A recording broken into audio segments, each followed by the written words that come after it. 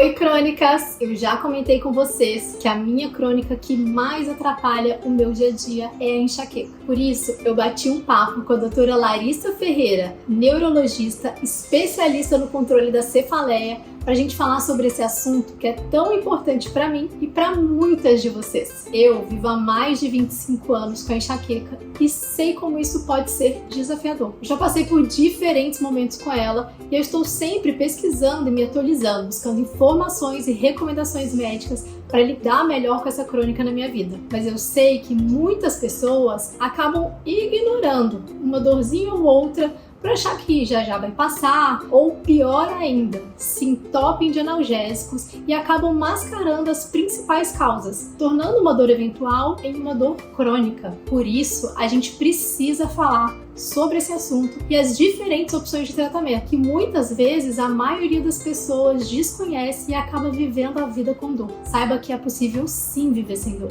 E isso foi uma coisa muito importante que eu aprendi durante esses anos vivendo com a enxaqueca. Eu aprendi que a gente não pode acostumar com a dor, que é fundamental buscar soluções para controlá-la além dos medicamentos, que é possível sim melhorar a nossa qualidade de vida. Então, vamos começar o nosso papo?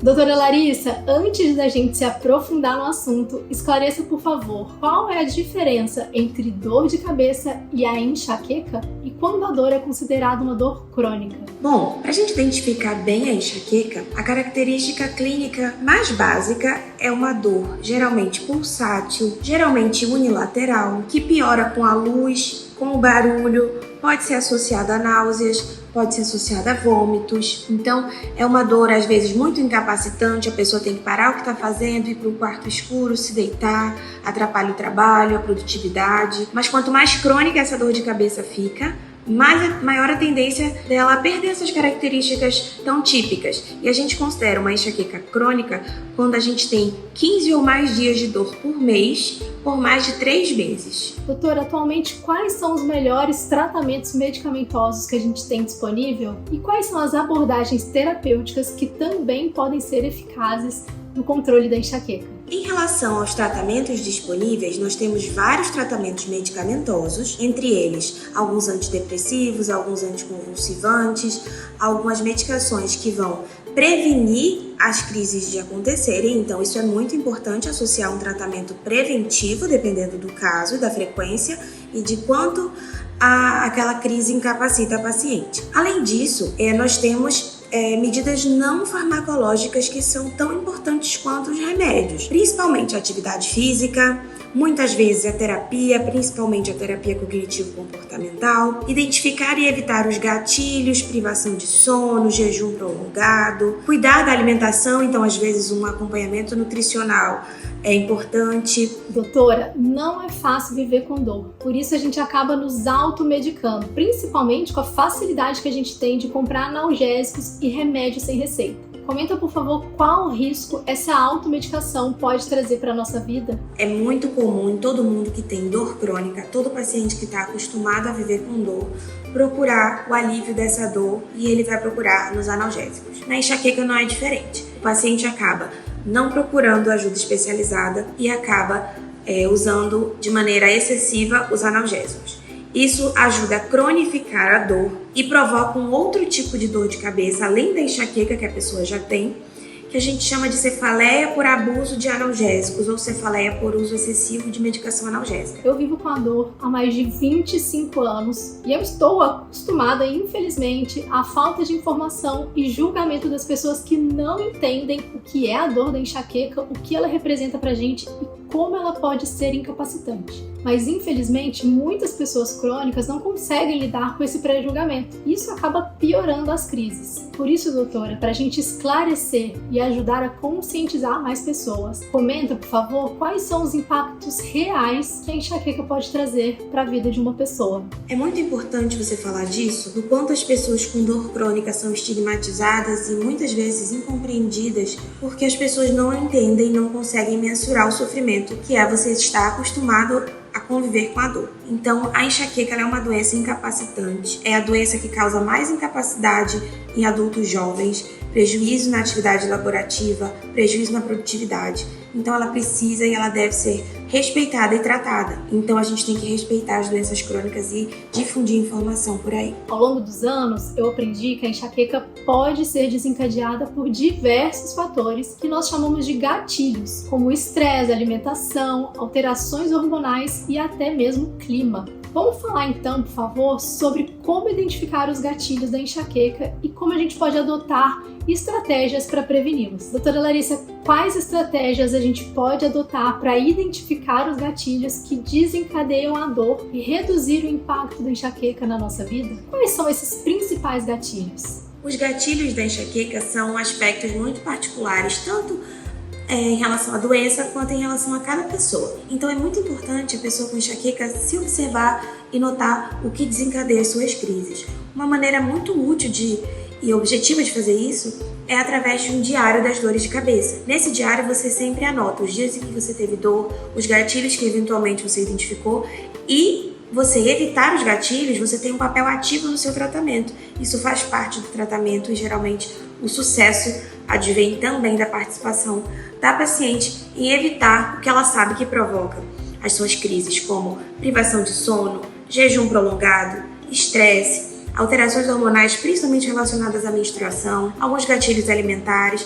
Então, tudo isso a gente consegue manejar e orientar as pacientes se elas participarem e atuarem ativamente, evitando os gatilhos. Como você recomenda que esse registro do diário da dor seja feito? Você fazer um registro no diário da cefaleia, o diário das dores de cabeça, que pode ser em forma de aplicativo de celular, em forma de bloco de notas, um caderno, algo que você faça como um diário realmente para te ajudar a identificar os fatores que pioram e que deflagram muitas vezes as suas crises. Além da identificação, quais são as medidas de prevenção que podem ser adotadas no nosso dia a dia para a gente reduzir tanto a frequência quanto a intensidade das crises de enxaqueca? As medidas do dia a dia que ajudam a prevenir as crises, além de identificar e evitar os gatilhos, além de fazer o tratamento farmacológico, tanto preventivo quanto abortivo de crise, então você tem que fazer o acompanhamento neurológico para evitar as crises e para tratar bem aquelas crises que eventualmente aconteçam. Além disso, atividade física,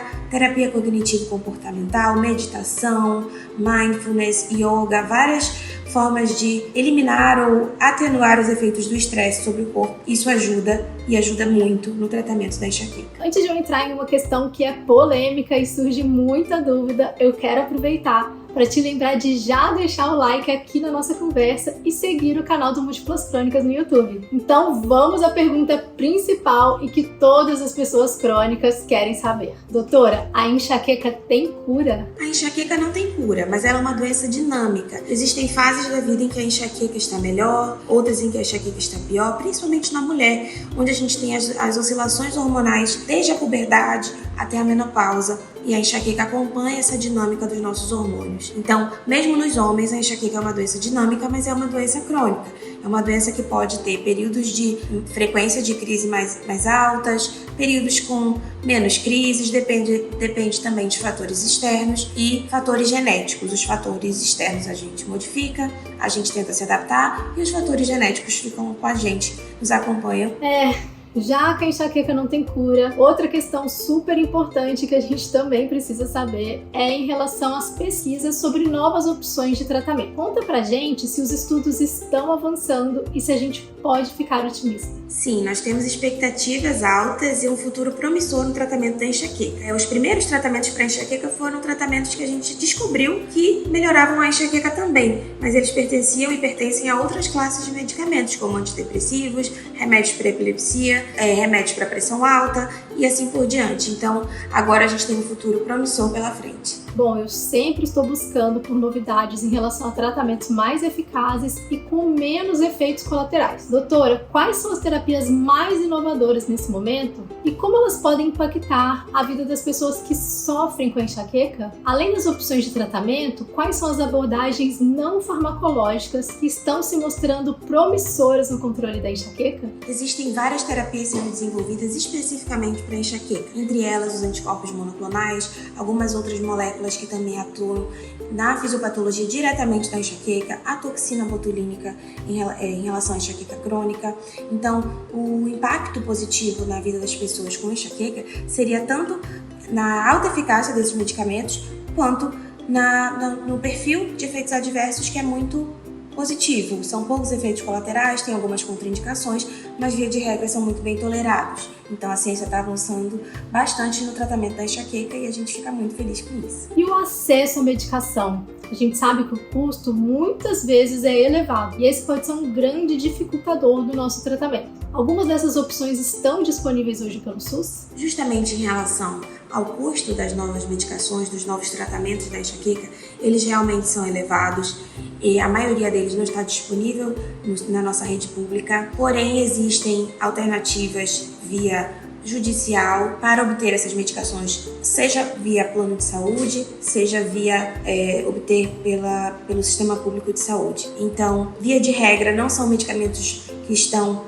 acessíveis amplamente, por enquanto. Esperamos que isso mude em breve, mas por enquanto ainda não temos essas medicações disponíveis nem no SUS, nem na rede privada, a não ser que haja judicialização, e aí já é outra seara para a gente conversar em outra ocasião. Obrigada, doutora, por compartilhar seu conhecimento conosco. É essencial que as pessoas que vivem com enxaqueca saibam que existem opções de tratamento e é possível sim levar uma vida melhor e com menos dor. Aproveite para já colocar em prática algumas das estratégias simples, mas poderosas que a gente comentou aqui, como o Diário da Dor, que pode te apoiar a identificar os gatilhos e atuar para prevenir as suas crises de enxaqueca. Eu desenvolvi um modelo incrível e que eu venho aperfeiçoando nos meus mais de 25 anos vivendo com essa crônica e vai ser um prazer compartilhar com você. Se você quiser recebê-lo, deixe um comentário aqui no vídeo ou me manda uma mensagem lá no Instagram, que vai ser um prazer compartilhar com você. Além disso, foi muito importante termos acesso a informações esperançosas sobre o tratamento da enxaqueca, saber que as pesquisas estão avançando e que a gente pode ter acesso a novos tratamentos mais modernos e com menos efeitos colaterais. Isso traz um sentimento de esperança pra gente, não é? Doutora, foi um prazer conversar com você e eu espero que você tenha gostado tanto quanto eu. Se você já deixou o seu like, aproveita para seguir o canal e ativar as notificações para você ser avisado dos próximos conteúdos incríveis que a gente está preparando aqui para você. Siga o Múltiplas Crônicas em todas as redes sociais e até o próximo vídeo.